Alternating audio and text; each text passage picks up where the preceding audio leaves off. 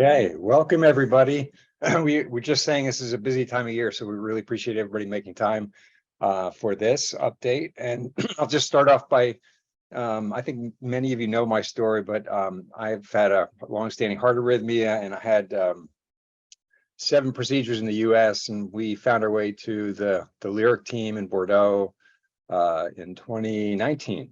And after 7 procedures in the US and no satisfaction, I got to Bordeaux, and the team there, Laura and I were so impressed with the warmth of the people and the devotion and dedication to the work that they're doing, and all the pioneering work that they've been doing since the early 90s. When I was first diagnosed, before the field of electrophysiology even existed, that we were inspired to help the team get the word out and spread the word about the work that they're doing and help them raise funds for the work that they're doing. And so all of you are, now officially friends of Lyric, and we're so glad that circle of friends is increasing. And today, I think our goal was to share a little bit about the visit that we made to Bordeaux in June. We brought a group of Americans over there, and it was an incredible event. And one of the more touching moments was when some of the folks from Lyric, got were very touched that the Americans had traveled all this way to see the work that they were doing, and it was just really fantastic. So it was so good that we're planning to do another one in June of 24. So this is just a little preview. So for those of you that are into long-term planning, we're going to try to do that, and there may be a warm-up event in Napa in May of 2023, just since we like the wine theme. But today, I'll pass the baton over to the Lyric team, and they'll tell us a little bit about the work that they've been doing, and share some highlights from our visit in June. Yeah, thank you, Mark, for your kind words. We just wanted to share a little bit of the news from the Lyric, and for the people who don't know us, to give them a little bit update of what we are doing here. So first of all, thank you for all your effort and for joining us today for this event. Are my slides on the screen? Yep. Mm-hmm. Okay, so for those ones who are not familiar with us, so Lyric Institute is a research institute which is dedicated to heart rhythm disease. We have basically 4 mission of research, of innovation to design the therapeutic of tomorrow, a mission of care, and a mission for education, train scientists and health professionals, and really invent the job of the future, especially when it comes to digital health. So we are here in Bordeaux in the Institute. We have 162 researchers, 23 nationalities.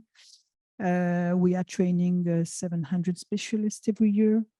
We do have also a mission of innovation. So we have 3 startups, many industrial partnerships. And when we have our colleagues from USA or Europe, they really tell us that it's a unique institute gathering multiple expertise. It's a multidisciplinary and translational research institute. So just to go quickly on the heart disease, just to remember you that it is a leading cause of death, first cause of death before cancer. And we are dealing with heart failure, atrial fibrillation, and ventricular fibrillation. So what is atrial fibrillation? As you can see here on this small animation, on the left side, you have the normal contraction of the heartbeat. And on the right side, you have atrial fibrillation episode. It means that the upper chambers, which are actually sending the blood to the ventricle, these upper chambers are not coordinated with the ventricle muscle per se, and it causes the heartbeat, it accelerates the heartbeat or slow down the heartbeat, and also it's a very irregular rhythm.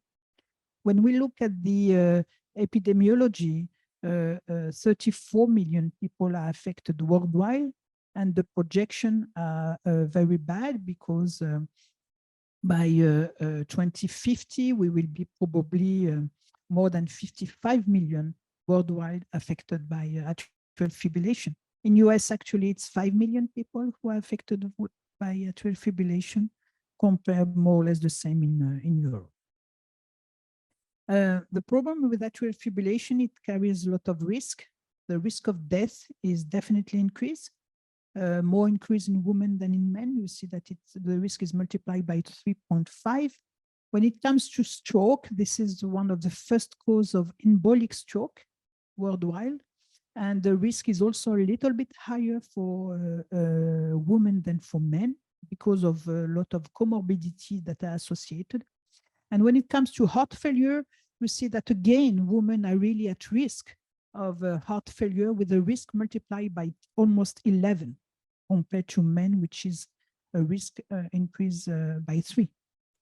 So what we have done here in Bordeaux, we have started to work on, as you can see here, we have discovered in 1998, actually this atrial fibrillation was arising from some structure which were outside the heart silhouette, which were actually pulmonary veins. And inside these pulmonary veins, you have muscle strands, and actually that gives rise to atrial fibrillation. And we have found the origin of atrial fibrillation and also the treatment for atrial fibrillation. Basically, here on the left side of the screen, you can see 2 pulmonary veins with impulse that propagates from the veins to the atria. And the idea of treating those patients is actually to create a ring of fire around the pulmonary veins, just to block the impulse that comes from the veins toward the atria, and then restore sinus rhythm. Since that, this seminal discovery, 10 million people worldwide have been treated using this technique. And since that also, every 3, 4, 5 years, we are improving our way of treating the patient. And by this, we were able, by reducing the risk by 30% for relapse of atrial fibrillation.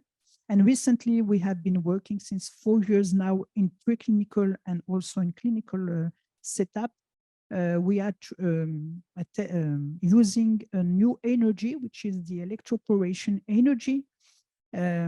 So it facilitates the AF ablation procedure. The result, it seems a little bit better than using radiofrequency.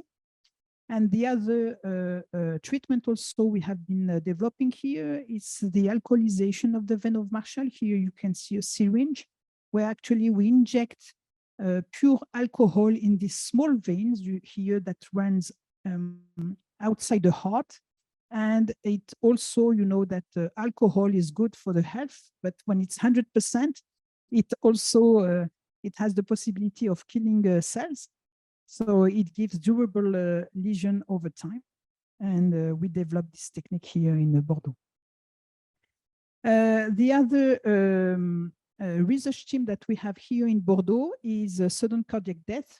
And when we talk on sudden cardiac death, actually, it's not sudden cardiac arrest. Arrest means that the heart actually stopped beating. But when you have sudden cardiac death due to ventricular fibrillation, it means that actually the heart accelerates. You have a kind of electrical tornado that accelerates the heart to 300 beats per minute. And after 15, 20 seconds, you have a syncope. And the majority of those sudden cardiac deaths are not, you have no witness. And you see here on the right side of the screen, the chance of survival from cardiac arrest, depending on minutes prior to defibrillation. And you see that if you do CPR within, I would say 4 or 5 minutes, you have 1 chance out of 2 to survive. While after that, you see that the decrease of change is drastic. After 10 minutes, the brain basically does not function very well. So here in Bordeaux, what we have been demonstrated more or less at the same time than atrial fibrillation, we just apply what we discover for atrial fibrillation, rather than looking at here on the right side, you have the ventricle, the muscle, and all these fibers here that I can show you is what we call the Purkinje cell. And this is the electrical network inside the ventricle that allows actually the contraction of the heart. Without this tissue, the heart cannot contract. And when you have sudden cardiac death, in fact, this tissue presented some abnormalities, and this tissue actually create the problem. And again, we identify the triggers, but we also propose a solution to treat those patients. And since the last 4 years, we have done drastic improvement in terms of classification of this disease. I will not enter into details, but it's really up-to-date classification of patients suffering from sudden cardiac death. And that's it, at least for my part. Great, thank you, Dr. Hazini. My name is Marie Kama, and I am a fundraiser here at Lyric. I'll just give you a brief rundown of how this event will unfold. And if you have any questions at all, feel free to type them into the chat or raise your hand, and we will answer them as we go along. For this event, we'll have a brief, as Mark mentioned, we'll have a throwback to the visit that happened here in June when we had a group of Friends of Lyric come and visit Bordeaux. Then we'll hear from a patient of Dr. Hosseini, share his story. And then we will have one of our researchers, Aurélien Bustin, give an update on the research. So we have a lot of great things in store, and we will kick that off with a short video.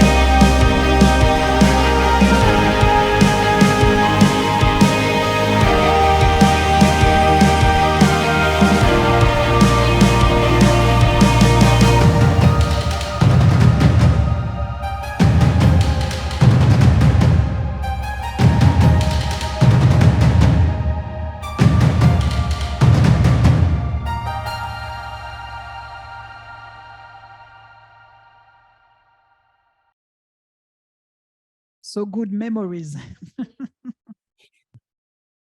We have several of the participants here today who attended that event. Bing, would you like to share a bit about your experience coming to Bordeaux? Amazing.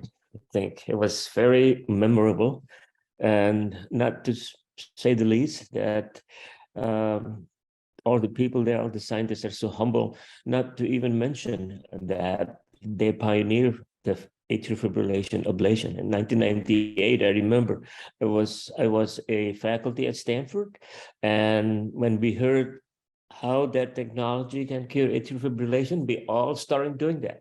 It all came from Bordeaux.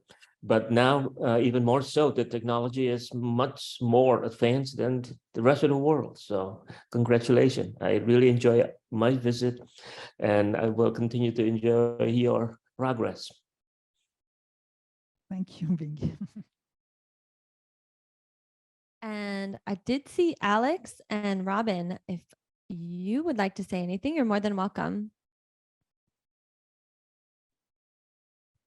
Hello, everybody. It's good to see everybody. And yeah, I mean, I think it's just an amazing mission. It was really awesome to come by and actually visit the lab and see what you guys were working on at the event. And it's just, again, been an awesome mission, and happy to be working with you guys and helping out. Thank you.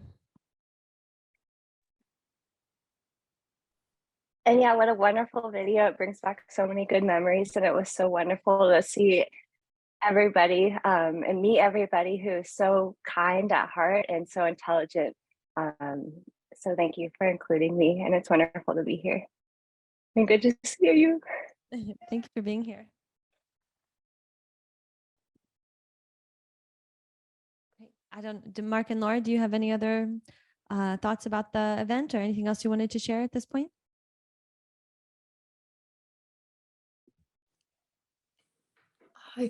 Sorry. I think it was just nice that, you know, we, after our first visit to Lyric and after Mark's procedure that was successful, after so many that were not here in the US, it was just, we were singing Lyric's praises, and it was nice to be able to show other folks here, you know, to show them all that you're doing. I think just the clinical practice is one thing, and it's just amazing and at the forefront, but then all the research to continue to just provide better care and better solutions for people. It really is incredible work.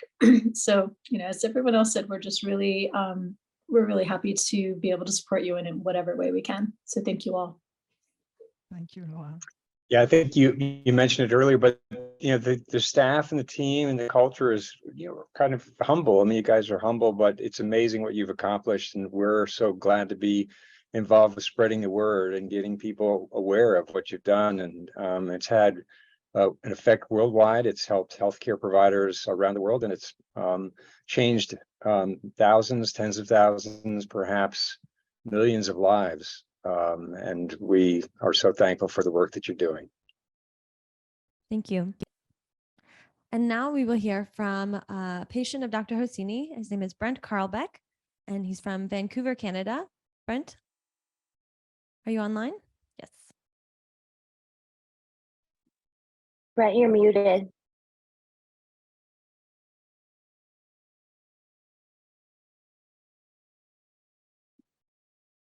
He's muted. He's here. Brent, we don't hear you yet.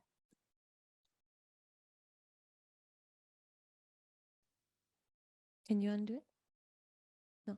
Brent, can you turn on your microphone?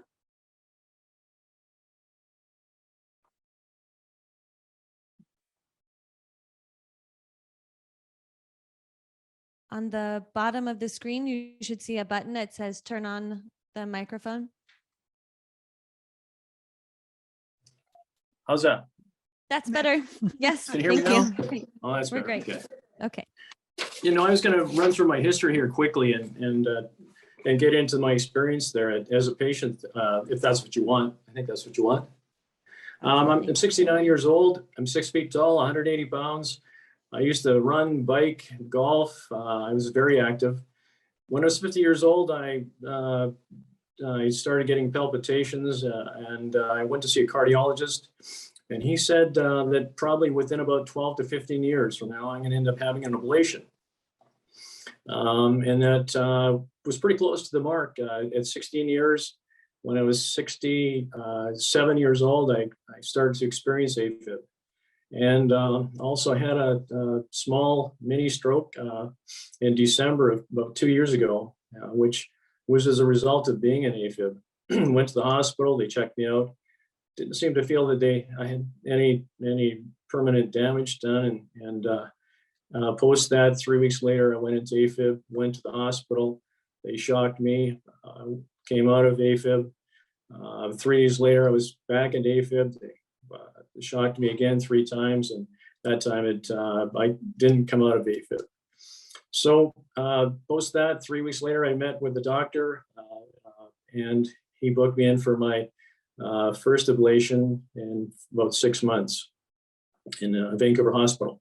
Had the first ablation done, post the ablation, I felt all right for about a month and a half, and then the AFib symptoms started to come back again, and met with them again after going into AFib, and they rebooked me into another procedure in about 6 months post that date. That was in December. At that time, I started to look at other options to see what was available, rather than wait the 6 or 7 months. At the time, I was in AFib for about three days, and then I was out of AFib for 3 days, kind of clocking in and out of it all the time. And I didn't feel very well when I was in AFib. It was like my heart was beating in my chest. I could feel it 24/7, and it really made me feel anxious, and I had a hard time with it. I ran into a business associate of mine that had flown to Bordeaux 8 years prior to that point in time, and had a good experience with it all. He had a second ablation performed in Bordeaux, and it reoccurred to him about 13 months later. He came back for a quick visit for, I think, a touch-up, and he hadn't experienced any AFib for the past 8 years. So that led me into contacting and looking at the website and looking at France's medical system, which I discovered to be one of the best in the world, notably much better than Canada and the United States. And also the website led me to believe that they had developed this whole process for ablation. So a couple of that, I made a phone call, and 5 hours later, Dr. Tracini called me back, which I was surprised that Dr. Tracini called me back. And she reviewed my symptoms, determined that I was a good candidate to have an ablation performed there, and said that there's a good chance that I can fix you, at least something like 90%. And that was all good enough for me. I booked my flights for my wife and I to Bordeaux, and 3 weeks later, I had the procedure done. One thing that was different that I liked about being in France was there was in Vancouver area, I had the procedure done, and they sent me home after about 4 hours, at which point in time I passed out and on my way home, and my wife had the ambulance take me back to the hospital. When I was in Bordeaux, they kept me there for 4 days and did a series of tests, and Dr. Orsini was always there to make sure that things were progressing and that the treatment was successful. It was a really great experience as a patient, and after several tests and the ultrasound of my heart, Dr. Orsini was kind enough to take me through the university and show me the procedures and how they train the doctors and how they developed this whole process. And it was a great experience, and I thought an educational process, an educational event too as well, helping me better understand my future with AFib. Now, that was done in February the 8th, and I'm now AFib free, and pretty much I don't really experience hardly any premature atrial contractions or really, and I feel them, during the day. If I have a contraction or I have a palpitation, I feel it. And I have had a Holter monitor here 2 months ago, and it looked clear. The doctor said the results are very good. And so here I am,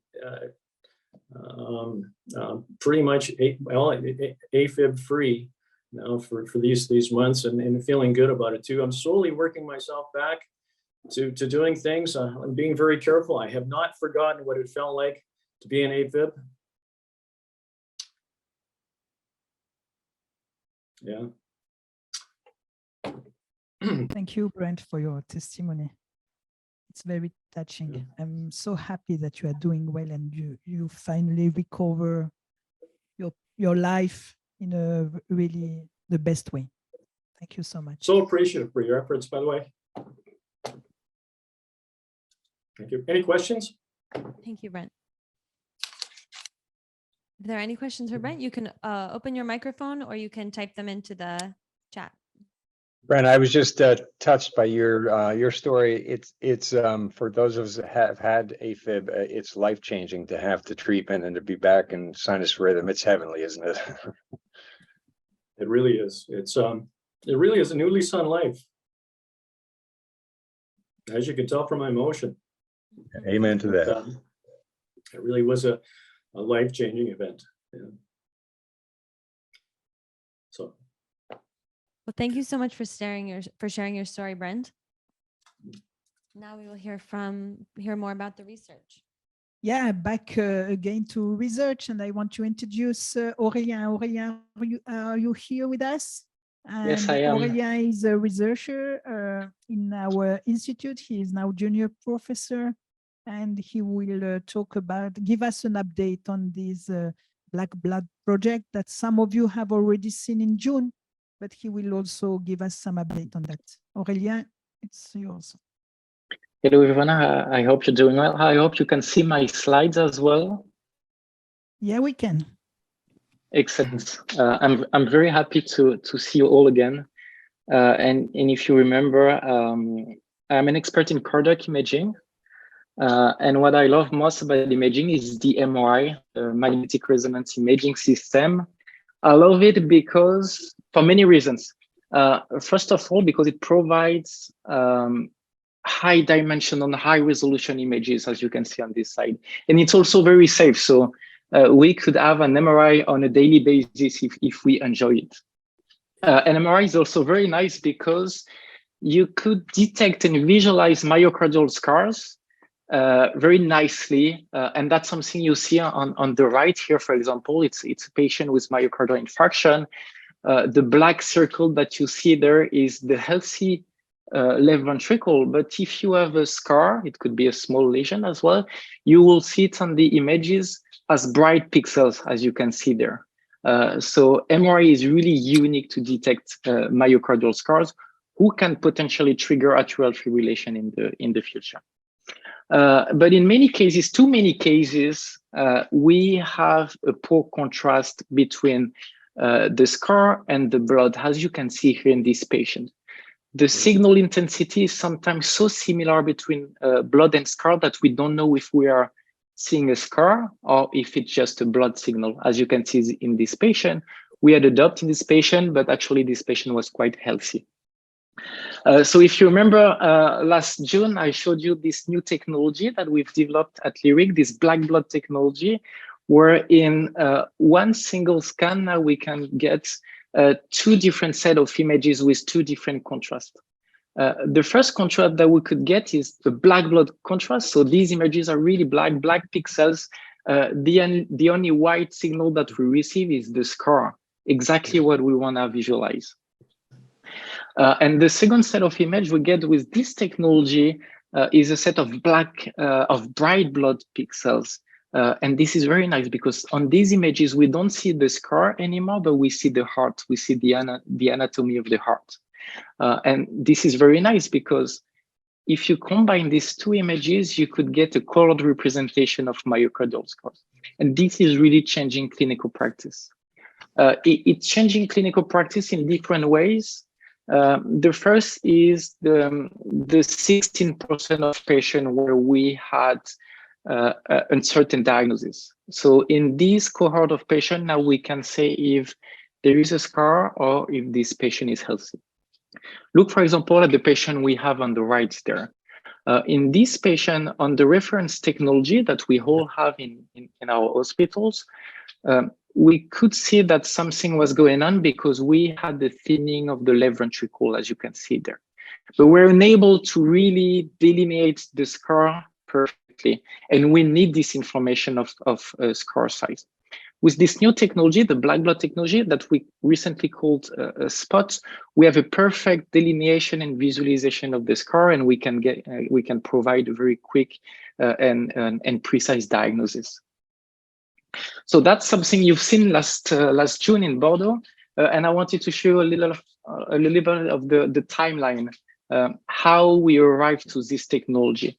And everything really started in 2020 when I had this idea of the black blood technology. It was just an idea. I presented this concept to a jury at Lyric of experts in cardiology and imaging, and I was really happy and grateful to receive this prize from you, Mark and Laura.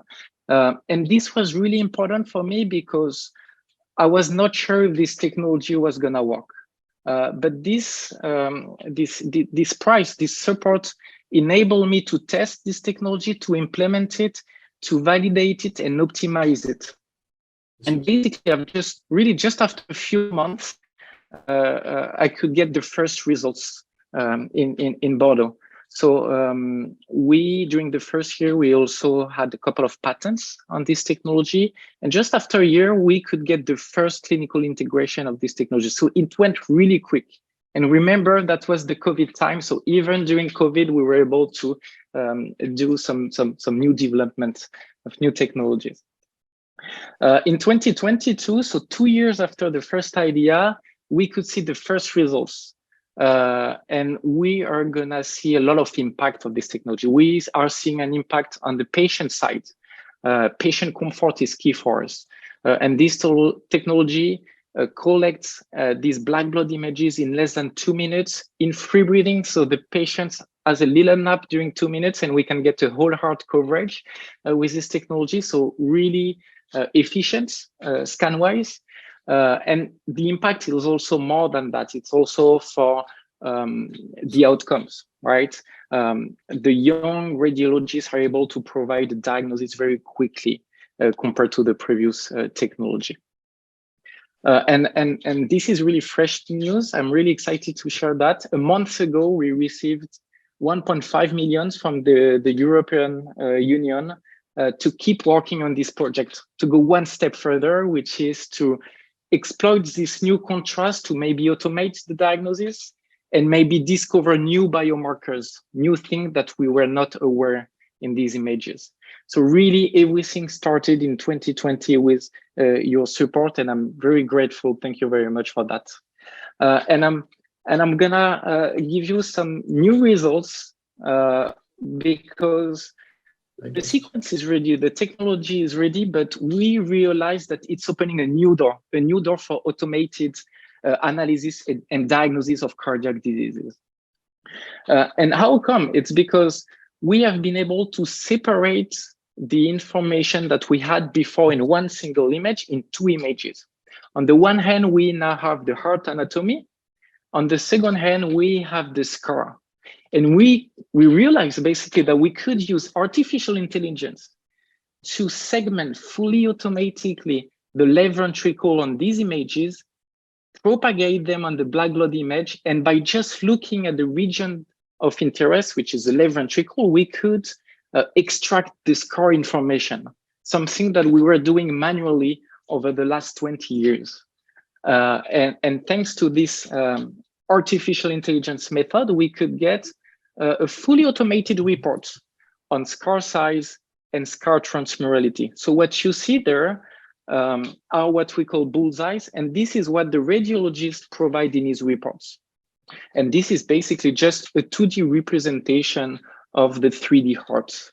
We basically split the images into 16 segments, where for each segment, we are gonna say what's the size of the scar, what's the transmurality, which means the extent of the scar on the muscles, and what's the localization of the scar. And this really changed patient trajectory. This will say, in this patient, we need a revascularization, we need a resynchronization, or we need just a medication therapy.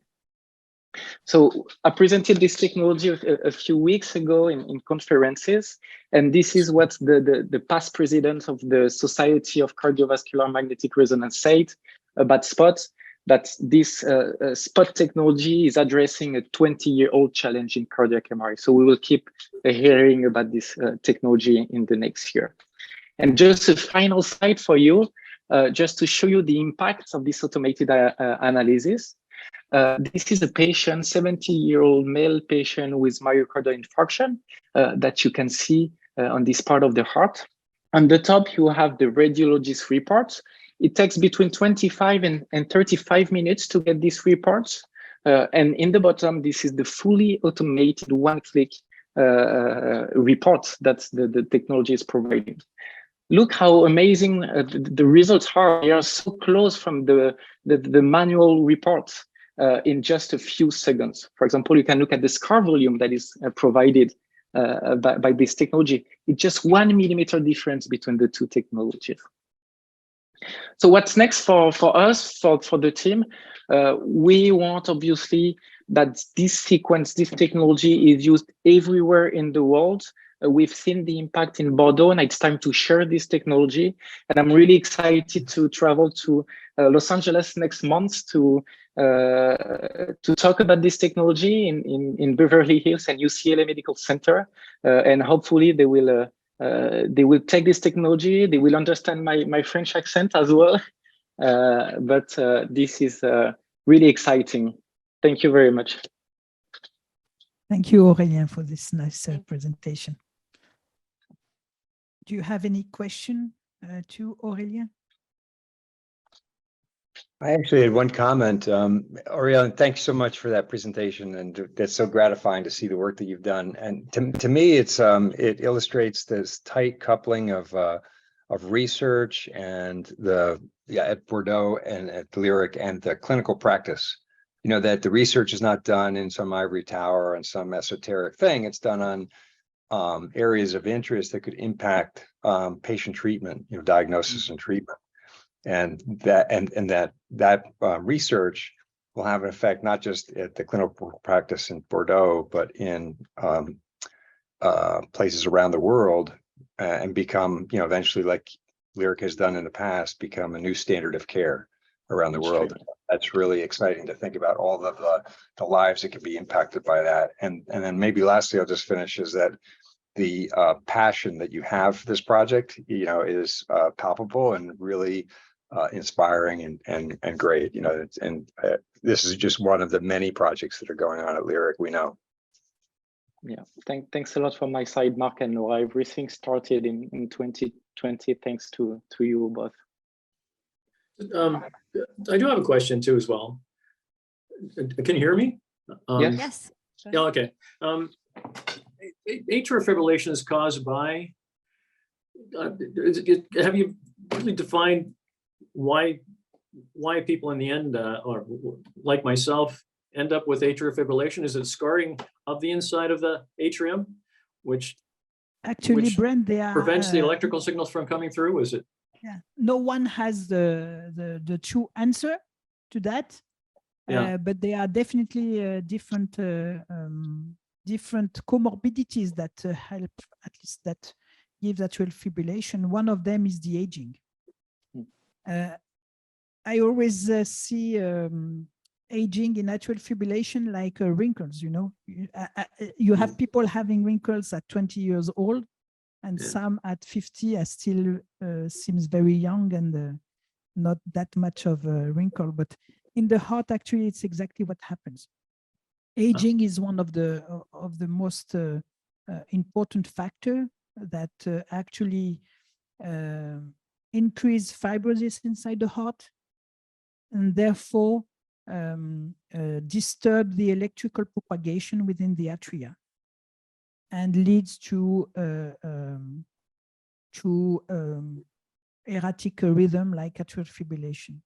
But you do have also other comorbidities like valvulopathy, someone who has a stenosis in the mitral valve or insufficiency of the mitral valve. Diabetes is definitely one of the comorbidity, obesity also. So you have all these factors that actually can create the medium for atrial fibrillation. And you also have, based upon that, you have also triggers that actually induce atrial fibrillation. For some of you, it's alcohol intake. For others, it's lying on the left side or on the right side. For others, it's coughing. For others, it's caffeine. So there are multiple triggers, but I mean, I can drink coffee, I can lie on the left or the right. It does not mean that I will have atrial fibrillation, because the medium, my atrial fibrillation, is not disease enough. So patient who are drinking patient who have alcohol as a trigger for atrial fibrillation definitely have also a medium in the atria that favor atrial fibrillation, for sure. But it's multifactorial, actually. Does exercise contribute to that too as well? Does it kind of bring on atrial fibrillation long term? Definitely in athlete, for sure, because intensive exercise create a kind of hypertrophy, and hypertrophy leads to myocyte disarray. So you have a rearrangement of myocyte into the atria. So definitely it contributes to disturbance of electrical impulse, for sure. But is it good to exercise? Is it good to exercise for it? Is it maybe? No, actually, you it's could always exercise good to, moderately and that sort of no, it's always good to exercise, because it reduces the risk for cardiac event, definitely. So, but I'm talking about athletes. So when you are exercising in a very intense way, but having 30 minutes to 1 hour exercise per day, it's okay. Okay. I also like to add to Mark Bailey's accolade to the Bordeaux research and imaging, how important it is. So I am now a faculty at UC San Francisco, and the SCAR imaging is so important to target ablations that we routinely send our images results from our radiology to Bordeaux to be sectioned and to be analyzed further and get sent back to us, so we can target our ablation better. Bordeaux is always in the forefront. I just want to again give you the accolades for that. Thank you so much. And also, as you said, it helps of course to treat patients worldwide, because we have this technology, music software, which is used in more than 100 centers worldwide. But here in Bordeaux, we have a specific topic also to actually identify patients that are at risk of sudden cardiac death or after myocardial infarction, because right now we are all over the world. No one is able to say to one patient that he is more at risk of sudden cardiac death after myocardial infarction. And it has probably something to do with the metrics of the SCAR. And definitely what Aurélien presents you is definitely one way, or also probably having all these metrics of the SCAR that will help us to identify probably patients that are at risk of sudden cardiac death after myocardial infarction. Because right now, we just have an echo, which is really a rough criterion.